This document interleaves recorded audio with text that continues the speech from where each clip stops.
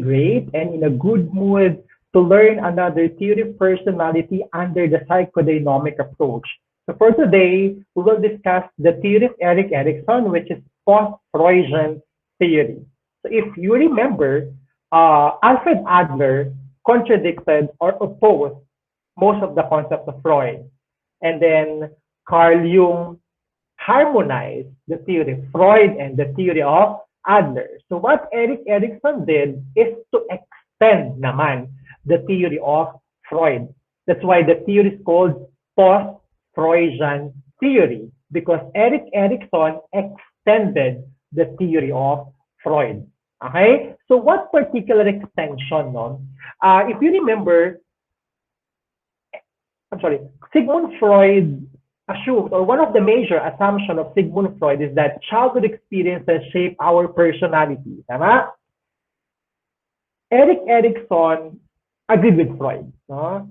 He also assumed that childhood experiences shape our personality. However, Erik Erikson extended the childhood experiences because Erik Erikson reiterated the importance of our experiences throughout the lifespan. So, in-extend niya. Hindi lang childhood experiences, even our experiences from adolescent stage, from childhood years, from adulthood, from old age, could contribute to personality development. That is also the reason why some reference called the theory or term the theory of Erikson as lifespan theory for emphasizing the role of our experiences throughout the lifespan, not only childhood experiences. Okay, but it is important to take note that Erik Erikson did not repudiate, no, he did not reject the theory of Freud. Again, what he did is to extend Freud's theory. For example, yung emphasis ni Freud na childhood experiences, hindi yun ni-reject ni Erikson. What he did is to extend it, considering our experiences throughout the lifespan. Okay? And then the theory is also called ego psychology. Actually, no, as compared with other theories, ito yung napakadaming pangalan. Okay? Yung iba't ibang reference, they have different terms about the theory of Erik Erikson. So for some, they called it ego psychology for emphasizing naman the role of the ego. For emphasizing naman that ego is powerful, that ego is independent. So this is just an overview. The ego psychology of Erik Erikson will be properly discussed later. Same as with concept about psychosocial theory. Kasi sa ibang libro, ang tawag nila sa theory ni Erik Erikson is psychosocial theory because Erik Erikson developed the stages of psychosocial development na i-discuss natin later. So that is for the overview. What is important here is for you to consider the theory of Erikson as Freud's extension. Okay?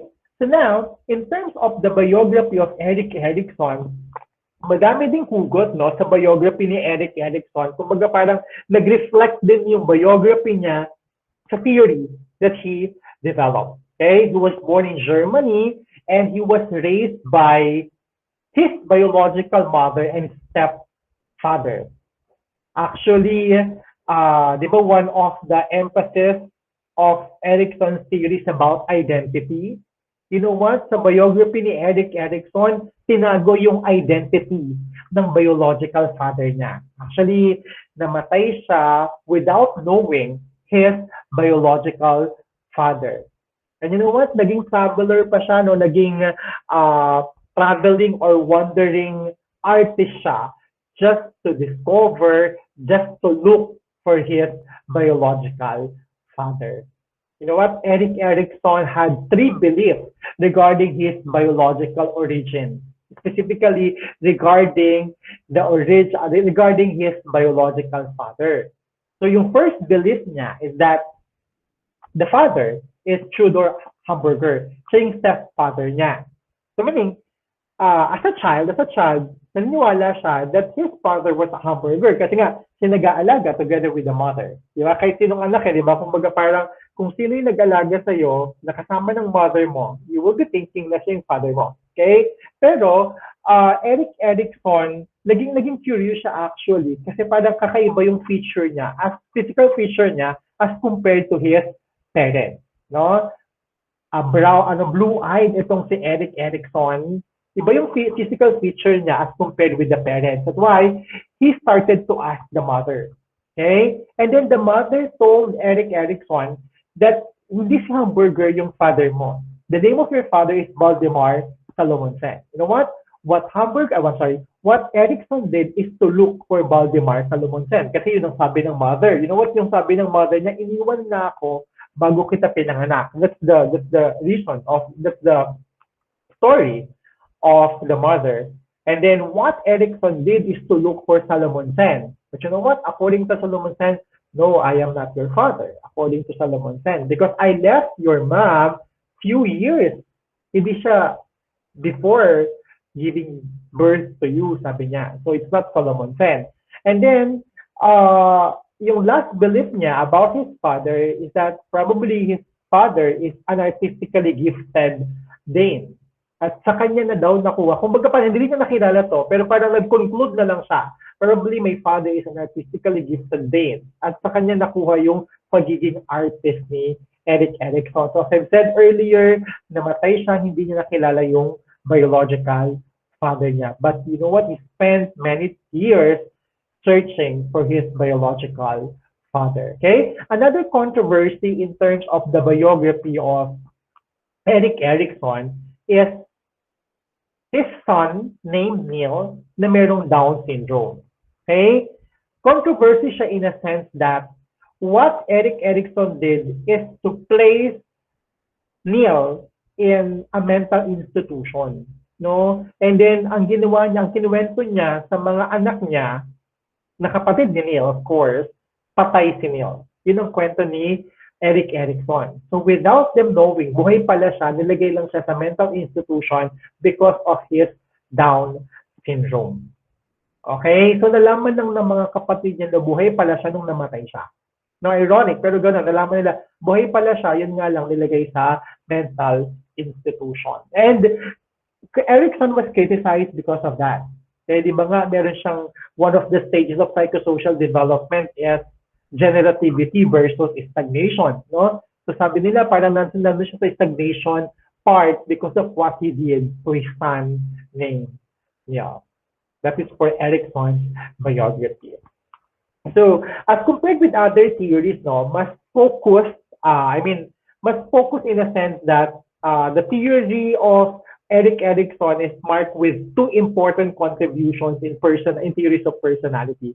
Specifically, we will only discuss two major concepts, which is about ego psychology and psychosocial development. Kanina sa overview, I already gave you an overview, an eye view of ego psychology. Okay? Ego psychology, kasi nga, for Erikson, ego is powerful, independent part of personality. No? As compared with Freud, diba? With Freud's theory, it is the mediator, referee of the id and the super ego, tama? But this time, Erikson emphasized that ego is powerful, that ego is independent part of our personality, and the function of ego is to establish our sense of identity. Okay? Kumbaga parang ito yung nag-establish ng sense of uniqueness natin as a person. So that's the role of the ego. Again, Erikson emphasized the important role of the ego in establishing our identity, in establishing our sense of uniqueness as a person. That's why it is called ego psychology. Okay? And then there are three interrelated aspects of the ego according to Erikson. The first aspect is the body ego. Okay? When we said body ego, guys, this is the way you view your physical self. Okay? If you think that you are beautiful, you are sexy, you have a good complexion, that's part of your body ego. Again, body ego is the way you view your physical self, as simple as that. Okay? And then, another aspect of the ego is the ego ideal. Ego ideal naman is the way you view yourself as compared with established ideal. What are your characteristics in terms of established rules and regulations, in terms of laws, for example, in terms of policies or guidelines? Okay? So that's ego idea. So the question is, do you conform with standards, for example? And it's your ego ideal. Pasaway ka ba? That's your ideal. Sumusunod ka ba sa batas? Sumusunod ka ba sa rules and regulations? That is your ego ideal. The way you view yourself as compared with established ideal. Okay? And then we have the ego identity naman. Your ego identity is the way you view yourself, the image you have of yourself in terms of the roles you are expected to play, in terms of the social roles you are expected to play. That is your ego identity. So, for example, if you are the father of the family, for example, okay, you are expected to provide the needs of the family. Nagagawa mo ba yon? So that's part of your ego identity. Okay? The image you have of yourself, are you a good provider? Kasi ka expected na mag-provide ka sa family. That is your ego identity. The way you view yourself in terms of the role you are expected to play. Okay? Again, just a recap, body ego, the way you view your physical self. Ego ideal, the way you view yourself in terms of established ideal. And ego identity, the way you view yourself in terms of the roles you are expected to play. Okay, so this interrelated aspects of the ego, what do you think, no? Ano kaya ang nauunang ma-develop sa tatlo? Okay, of course, it is the body ego. Okay, followed by ego, actually naka-arrange yan, no? Ang unang na-develop sa atin is the body ego, second, the ego ideal, and third is ego identity. So yung point dito ni Erikson, hindi pwedeng may ego identity ka na without you having body ego. So yung development niyan are step by step yan. Because Erikson believed in the epigenetic principle. Actually, this epigenetic principle was borrowed from embryology. Okay, so what's the emphasis of the epigenetic principle? It is a step-by-step growth of organs. Okay, in terms of embryology, step-by-step growth of organs, that is epigenetic principle. Pero in terms of psychosocial development or in terms of the development of the ego, it's like each stage developing at its proper time. No? For example, there's a step-by-step growth of organs. For example, no, yung bata, step-by-step. Diba? Nauna siyang tumayo. Umupo muna siya bago nakatayo. Okay? And then, after standing, siguro, before standing with support. And then, nakaya niya yung standing without support. And then walking with support, then walking without support. Diba? Hindi pwedeng mauuna yung walking as compared to standing.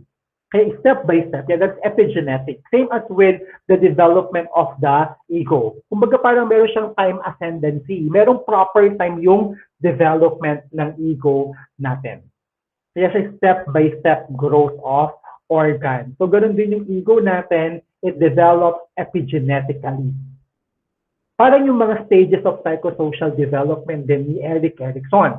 Kaya stages yan from first stage, which is trust versus mistrust, up to integrity versus despair. Hindi pwedeng nasa integrity versus despair ka na, which is the 8th stage, without you experiencing number 7. So, step by step yan. So, ganun yung development ng ego natin according to Erikson. It is epigenetic. Step by step yan. May ascendancy, may proper time yung development natin. So that is for the ego psychology of Erikson. And then another important contribution of Erikson is this concept of psychosocial development. Remember, Erikson developed the 8 stages of psychosocial development. Tama? So, according to Erikson, no, each stage consists of interaction of opposites. Okay. This interaction of opposites, guys, ito yung parang conflicting forces siya. Kaya nga, di ba, merong trust versus mistrust. So, Each stage consists of interaction of opposites, like trust is the opposite of mistrust. Autonomy versus shame and doubt. Autonomy is the opposite of shame and doubt. So, ganun yung presentation ng stages niya. Okay? And that interaction of opposites, merong harmonious doon and merong what do you call it? Merong harmonious, what do you call this? Content or harmonious element, which is called syntonic element. Okay? And then meron ding dystonic element, which is the disruptive element. Okay? So, ulitin ko lang ha. So, each stage consists of interaction of opposites. By conflicting, trust versus mistrust are opposite. Okay? And each stage, consists by two elements. Okay? Kasi nga opposite siya. Yung isa syntonic element, the other one is dystonic element. Okay? Kung sa trust versus mistrust, the syntonic element there is the trust. Okay? While the dystonic element is the mistrust. Okay? So according to Erikson, no, for proper adaptation, what we need, what do you think? What we need? Is it syntonic or dystonic? For us to properly adapt or for proper adaptation, what we need is syntonic or dystonic element. What we need, harmonious mo or disruptive element. So most probably, most of you will answer syntonic element. Right? But according to Erikson, for proper adaptation, we both need syntonic and dystonic element. So implication, we both need syntonic or harmonious experiences and disruptive experiences. Okay, so later we will be discussing the syntonic element and dystonic element for every stage. So the following are the 8 stages of psychosocial development, arranged from trust versus mistrust as the first stage, and the last stage is integrity versus despair. You know what? Medyo, we call this, medyo brief, no? Yung theory ni Erikson, pero the stages are a bit complicated because you have to master many things about the stages. For each particular stage, ang dami mong kailangan malaman. Okay? And yung pinaka-tip dito is for you to really comprehend, no, what's happening about stage. Okay? It's not about memorization eh. Kumbaga parang contrast versus mistrust yan. Na makakatulong yung, you know the basic about trust versus mistrust, but you have to understand what are the experiences. So we have to understand the experiences itself. Okay? That will help you comprehend each stage. So let's begin with the first stage, which is trust versus mistrust. Okay, so I will be discussing them per stage. So the first stage, trust versus mistrust. If you notice, meron naka-red font dyan, no? Red font yan kasi I want to explain doon sa sinasabi natin kaninang extension ng theory ni Freud. This is considered extension. Remember the theory of Freud? The first stage is oral stage, if you remember. Okay? In the psychosocial development of Erikson, the first stage is trust versus mistrust. Pero meron siyang psychosexual counterpart. And the psychosexual counterpart of trust versus mistrust is oral sensory. Pero kay Freud, oral stage lang yan. Pero remember, Erikson extended the theory of Freud. Kaya from oral stage ni Freud, naging oral sensory stage ni Erikson. So explain natin yan, no? Bakit oral sensory? Kasi if you remember, the focus of Freud's oral stage is the satisfaction of physical needs alone. Satisfaction of the oral or the physical needs. Kaya siya tinawag na oral stage. But the focus of Erikson's trust versus mistrust or oral sensory mode is the satisfaction of physical yes and emotional needs. Remember extension. Kay Freud, ang focus ng first stage na is physical need. But for Erikson, Physical, yes, and emotional. So the extension of Freud's theory. Okay? Oral is about the physical. Okay? Bakit sensory? Sensory corresponds to emotional. Kasi ang focus ng basic need ni Erikson, physical and emotional. So ngayon, bakit kaya sensory yung term niya? Kasi sensory corresponds to emotional need eh. Tama? Oral, physical yan. Physical yan kasi oral. Bakit sensory kaya yung emotional? Kasi, di ba, nasa-satisfy yung emotional needs natin during this period, okay, based from our senses, sensory. Di ba? For example, nasa-satisfy yung emotional need mo kung mararamdaman mo, for example, yung haplos ng nanay mo, sensory. Okay? Or for example, umiiyak ka tapos narinig mo si nanay mo, ay, kawawa naman ang anak ko, ayan na, papunta na ako sa'yo, just like that. No? Narinig mo yung nanay mo. So, nasa-satisfy yung emotional needs natin during this period using our senses. Kaya siya tinawag ng oral sensory mode. Pero yung pinaka-point ko lang dito, yung extension. Kay Freud, ang focus ng first stage is the satisfaction of the physical need. Pero for Erikson, satisfaction of physical and emotional need. Okay? So the age range is from birth to 1 year or the infancy stage. And by the way, I forgot to mention earlier that the interaction of opposites or each particular stage produces ego strength. Okay? So lahat ng stages natin, merong ego strength yan. So each stage produces ego strength. But if this ego strength hindi siya na-develop, it can lead to core pathology or some abnormality. Okay, some problem in terms of personality. So ideally, ang madedevelop is ego strength. Pero kung walang ego strength, most probably, ang madedevelop sa bata is core pathology. Okay, so ngayon, what particular experience as a child? No, di ba nga, Erikson agreed with Freud that childhood experiences shape our personality. Now, what particular childhood experience can lead to trust or mistrust? Okay? Trust in Tagalog is tiwala. Okay? Yung mistrust, hirap kang magtiwala sa iba. So what particular childhood experience can lead to trust and can lead to mistrust? Simple lang. Okay? If you're satisfied, if the infant, from birth to 1, satisfied in terms of physical and emotional needs, it can lead to trust. You can easily trust other people because you were satisfied in terms of physical and emotional needs during the infancy stage.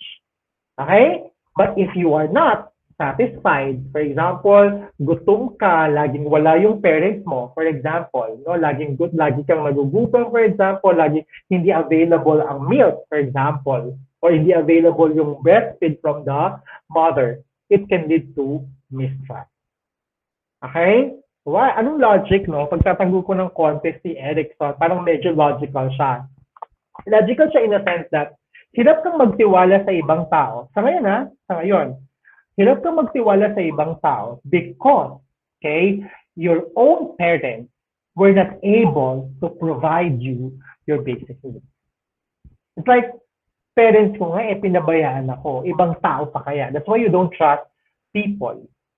Okay? Kasi hindi satisfied yung physical and emotional needs mo as a child. That's the point. Okay? However, di ba, na-explain ko kanina that dapat merong syntonic and dystonic.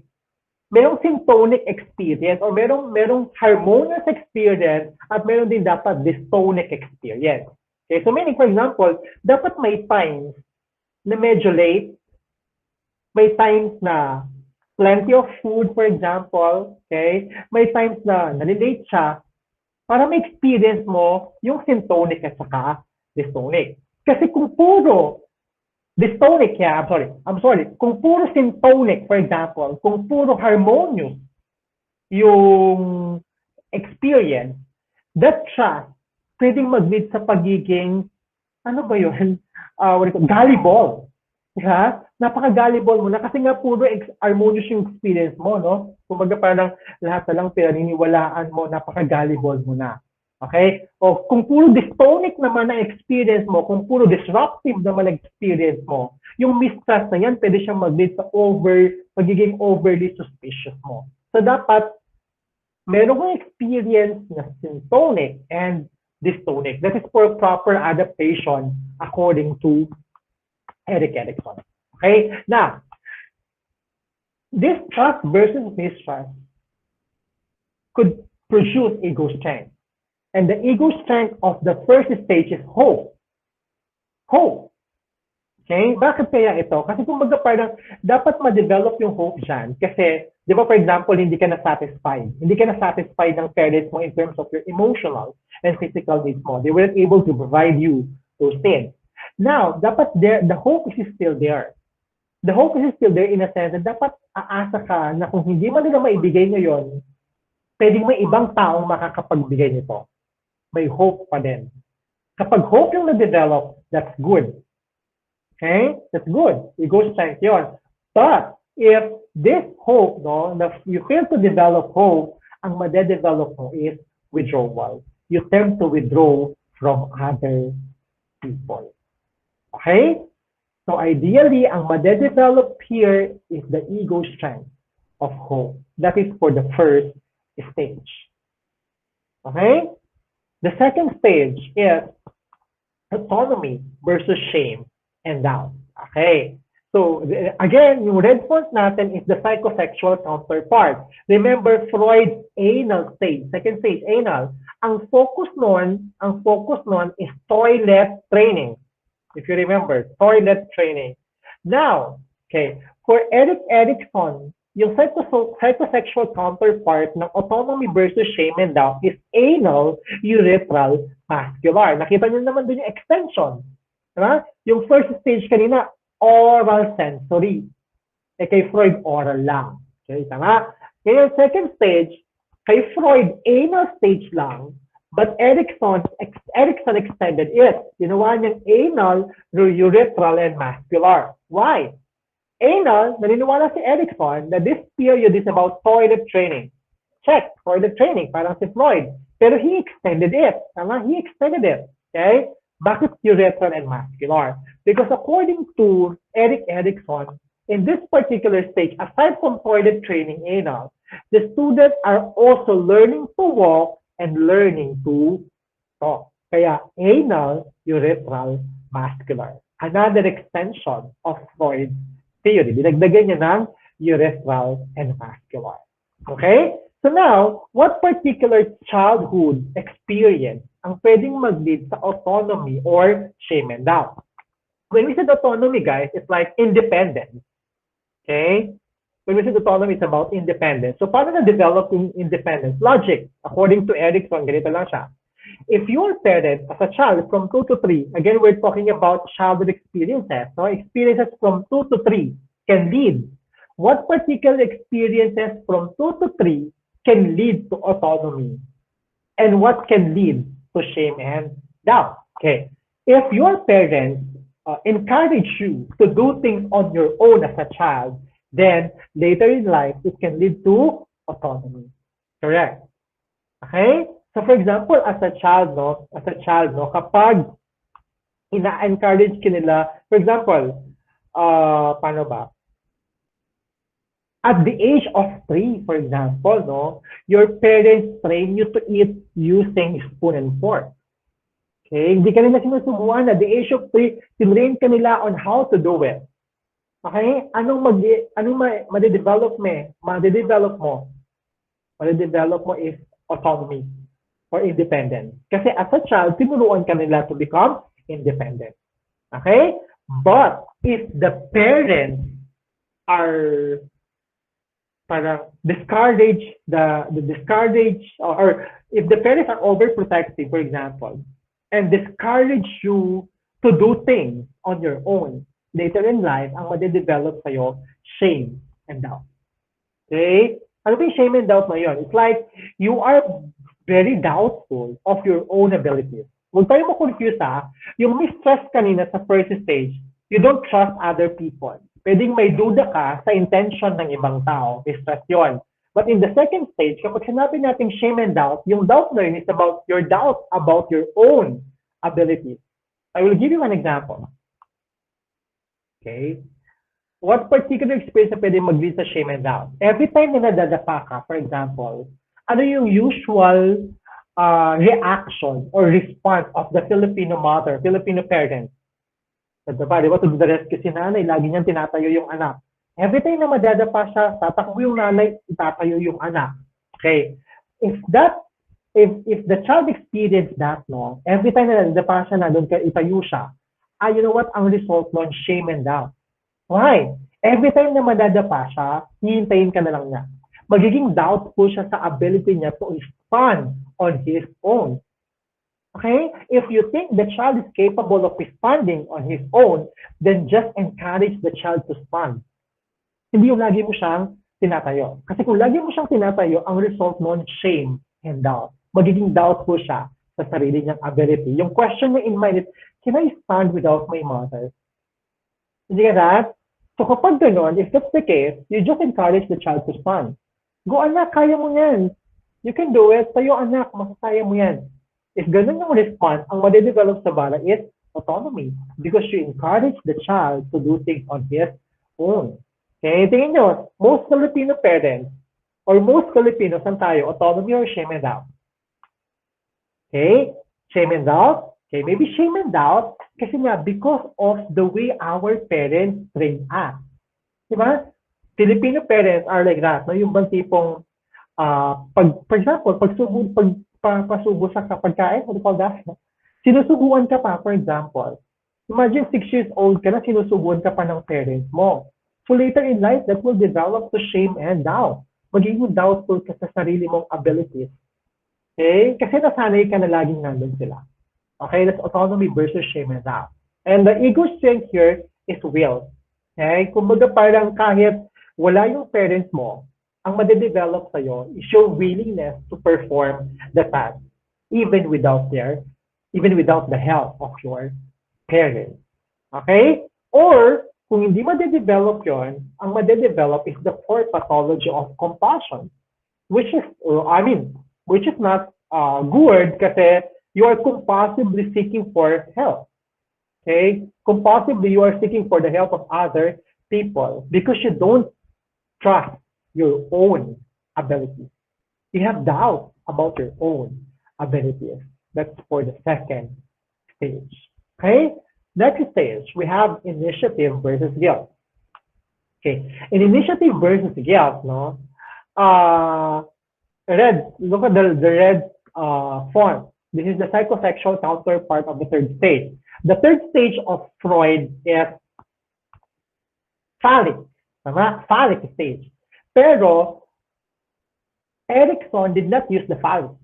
Kasi phallic is for male sex organ eh. So what Erikson did is to use the term genital. Pero yung counterpart nito kay Freud is the phallic stage. Genital ang ginamit niyang term, okay, para for both sexes siya, and then nilagay niya ng locomotor. Extension, remember, no? In-extend niya. From genital stage lang, or from phallic stage lang, ginawa niyang genital locomotor. Emphasizing locomotor that during this period, children are learning physical skills necessary for ordinary games. Okay? Hindi lang ang focus na yung puro kay Freudian na, we call this phallic stage na sexual attraction. Pwede yun. Naniniwala din naman si Erikson doon, pero in-extend niya nga. Dinagdagan niya ng locomotor, which includes this stage children are learning physical skills necessary for ordinary games. You know, the age here is from 3 to 5. And 3 to 5 is considered as a play age. Now, the question is, what particular experience from 3 to 5 could lead to initiative or guilt? What particular experience? No? If the parents encourage exploration, the result is initiative later in life. Meaning, if the parents allow the child to explore the environment, then the result is initiative. But if the parents discourage exploration, then it can lead to guilt. Okay? Kasi remember, this stage is from 3 to 5, so considered early childhood stage. Considered, kumbaga parang exploratory age siya. Children during this period are, they want to know everything in their environment. They explore. Ito yung time na sobrang kulit nila. They usually ask questions. They want to know everything. Okay? They want to know everything. They want to experience it. Okay? Kaya in-explore nila yung environment nila. So if that exploration is encouraged, initiative ang result. Pag sinabi natin initiative in Tagalog, pagkukusa. Okay? Pero kapag dinidiscourage yung exploration nila, they will feel guilt. They will feel the guilt. I mean, they have this feeling of guilt. Okay? Kapag lagi silang dinidiscourage to explore the environment. Now, I will give you one example. Sabi ko nga kanina, they usually ask questions. And what is your usual reaction? Sige, as ate or kuya, kapag tanong ng tanong yung kapatid mo na nasa 3 to 5, what is your usual reaction kapag nakukulitan ka na? Diba? Sabi ko sila, tumigil ka nga, ang kulit-kulit mo. You know what? If your response is like that, no, laging ganun yung response mo sa kanila, ang result later in life is initiative. I'm sorry, guilt. Why? Kasi you discourage their exploration. Kaya next time, hindi na magtatanong yan. Diba? Kaya nga minsan kapag sa klase, kahit you have questions, you have a lot of questions in mind, when your teacher asks you to, do you have questions? Kahit meron, sasabihin mo, wala. Okay? Why? Kasi nung bata ka, yung exploration mo, laging dinideprive. Lagi kang kinokontrol. Okay? So that's it. Pero kapag in-encourage yung exploration, the result is initiative naman. Okay? So, if as future parents, no? So expected from the parents na encourage mo lang yung exploration ng bata. Okay? Kapag hindi, kasi ang mag-lead dyan sa core pathology, which is also inhibition. Diba nga, inhibition parang control. Napaka-control niya. Okay? Napaka-control niya kasi nga, lagi mo siyang deprive as a child. That's inhibition kasi as a core pathology. Okay? Pero, ang pwedeng ma-develop ideally dyan is purpose. Okay? Kasi nga play age yan. Unlike before yung mga play nila, for example, yung solitary play nila, they play alone, they play with toys, minsan for recreation lang. Pero this time when they play, meron na silang purpose. Okay? Next stage, we have the industry burst inferiority, no? Yung psychosexual counterpart is the latency stage. Wala nang masyadong extension dito, no? Okay, pero the same event, or I mean, the same activities, which is about socialization, or which is about school age, no? This is the time when the child is learning to read, to write, and to calculate. Okay?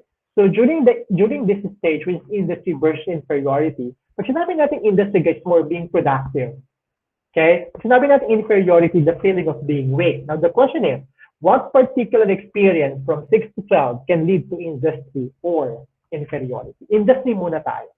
If the child's performance is recognized, always recognized, rewarded by the parents or teachers, then the result is industry. Mas magiging productive siya. Kasi na-recognize yung work niya. Okay? If the performance of the child is always rejected, ignored, or rebuffed by the significant others, later in life, the child will develop inferiority. Okay?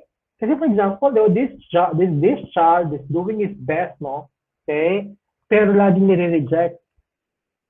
Okay? So if that's the case, the child will develop feeling of inferiority. Pwede niyong isipin na, ang bobo-bobo ka naman. Like that. Okay? Kasi lagi na lang nire-reject yung accomplished task po. Okay? So I will give one example. Right? We have si Pedro at si Juan, for example. Meron silang task, no? Yung task nila is yung assignment nila is to draw a house and a tree, for example. Pedro was able to complete the task. Okay? Pero si Juan, ang na-drawing lang niya is the house. For example, no? If you are the teacher of Pedro, ano yung magiging response mo doon sa completed task niya? Pwede sabihin ng teacher, wow, very good, Pedro. You were able to draw a house and a tree. Pero ano kayo magiging response ni teacher kay one na hindi na kompleto yung task? Pwedeng i-reject or pwedeng i-ignore.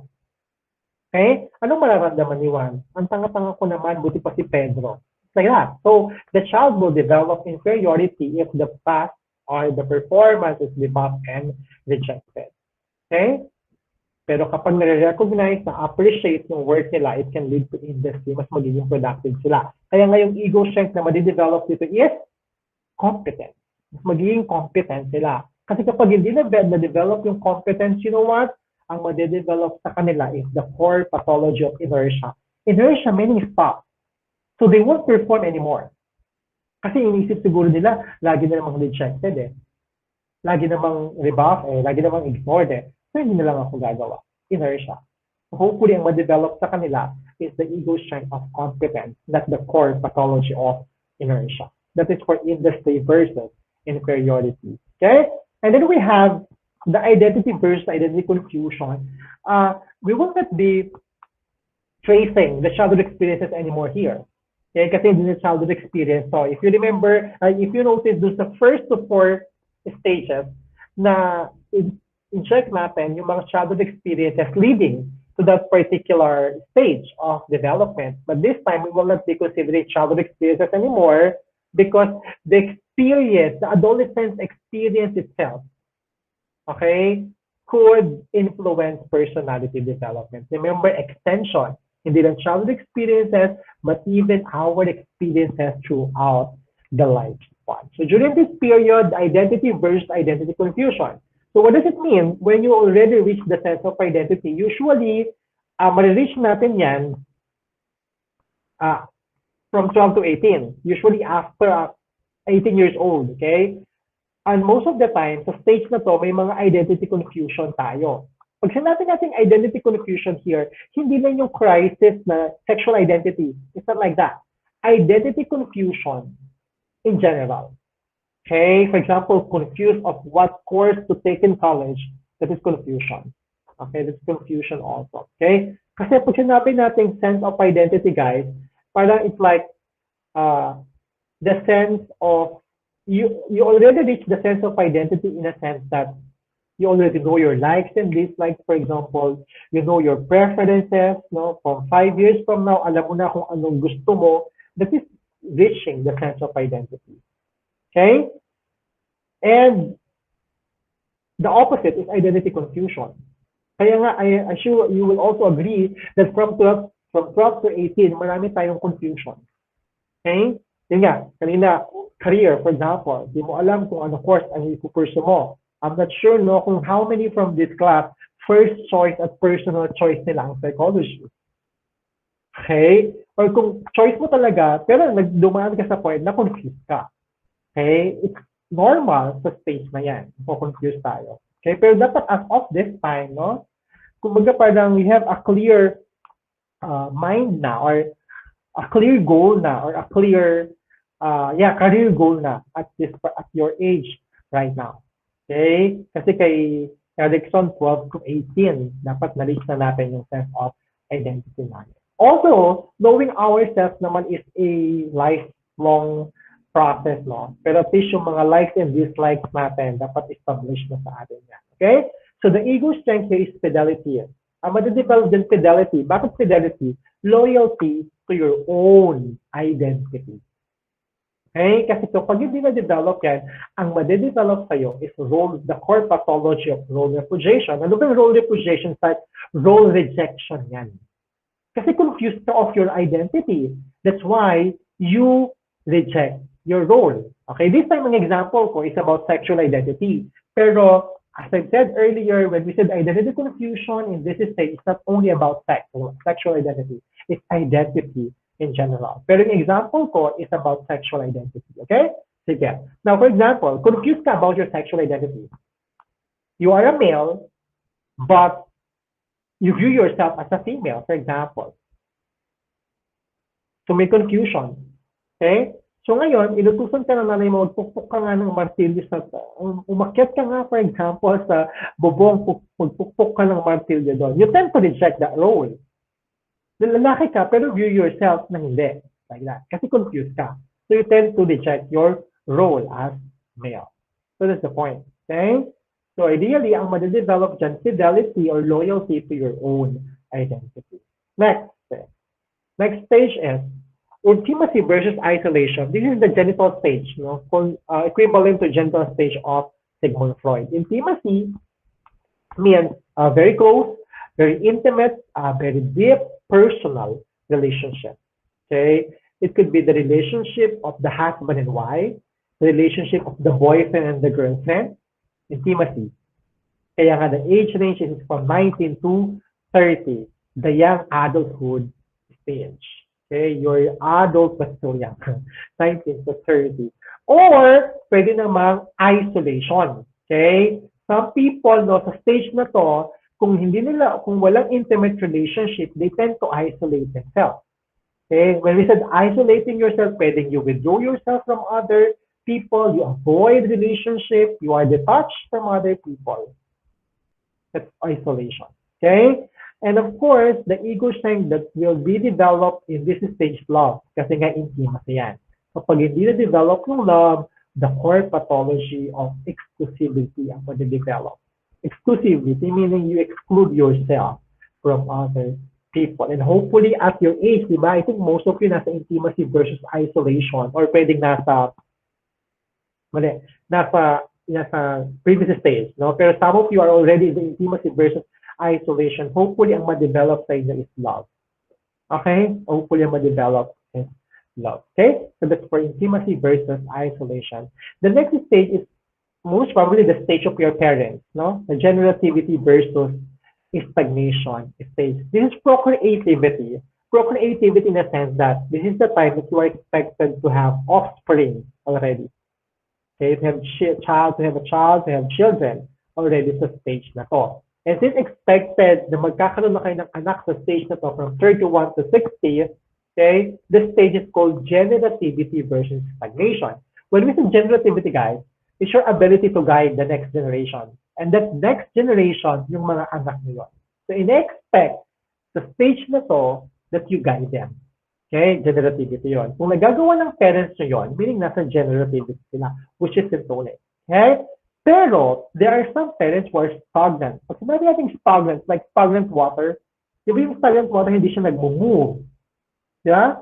So, wala silang movement. Parang, they don't wapakyas sila. I mean, they are wapakyas. Wala silang pakialam sa mga anak nila. It's stagnation. That's stagnation.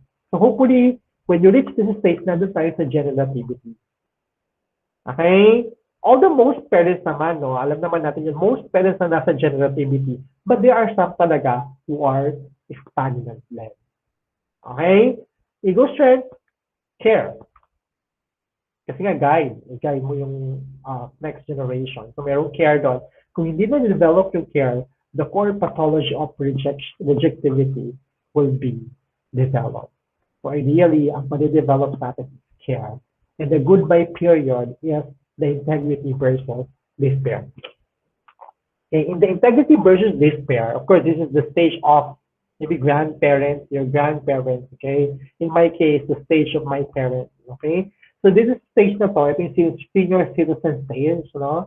Integrity, pag sinabi natin integrity, guys, it's like, what do you call it? Parang meron ng acceptance on their part, no? Acceptance on their part na pwedeng few years from now, pwede na akong mawala. That's why I am enjoying life. That's integrity. But you know what? There are some old people na nasa despair. In despair sila. Meaning parang they are frustrated. Yeah? They are frustrated. Kumbaga parang they want to accomplish more pa pero they can't do it anymore because of many limitations.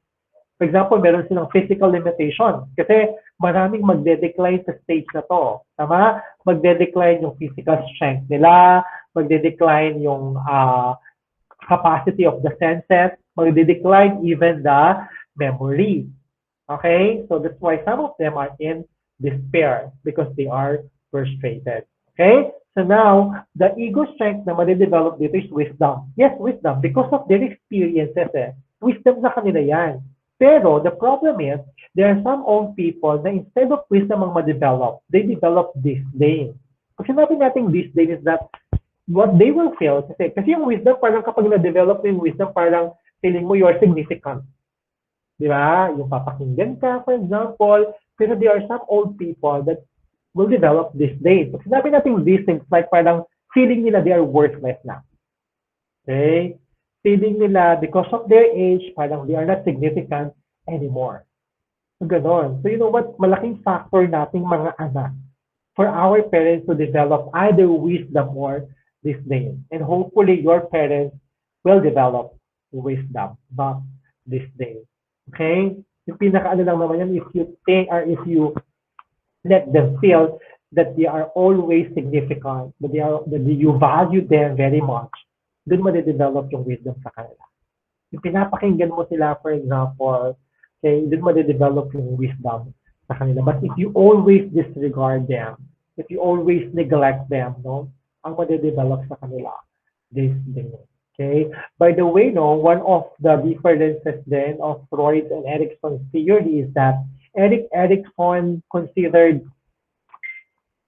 social factors, no? Erikson elevated social factors as compared with Freud. And also, psychosexual is more rigid as compared to psychosocial development. Okay? The psychosocial development of Erikson is more flexible as compared to Freud. Okay? So those are the 8 stages of psychosocial development of Erikson. And we'll proceed to the last part of the piece, which is about the methods or techniques used by Erikson. Basically, Erikson used anthropological studies, no? Anthropological studies meaning studying culture, okay? Studying culture and relating it to personality. Actually, what he did is to conduct study in South Dakota and in Northern California. And yung conclusion niya, parang he reached the same conclusion that our culture really shape our personality. So yung conclusion niya sa study niya in South Dakota and Northern California. And then Erikson also used psychohistory. Now, when he did psychohistory, it's a combination, it's a method combining psychoanalysis and history. Okay? And some of the significant studies or some of the significant work of Erikson is his psychohistory he conducted in about Mahatma Gandhi and Martin Luther King. Diba? What he did is to conduct psychohistory of these two notable personalities, and he reached a conclusion saying that these people are successful. You know, these people are successful because what they develop is core, character strength. Sorry, what they develop is ego strength, not core pathology. They are successful because they develop ego strength, not core pathology. Okay, and that is all for the theory of Erikson.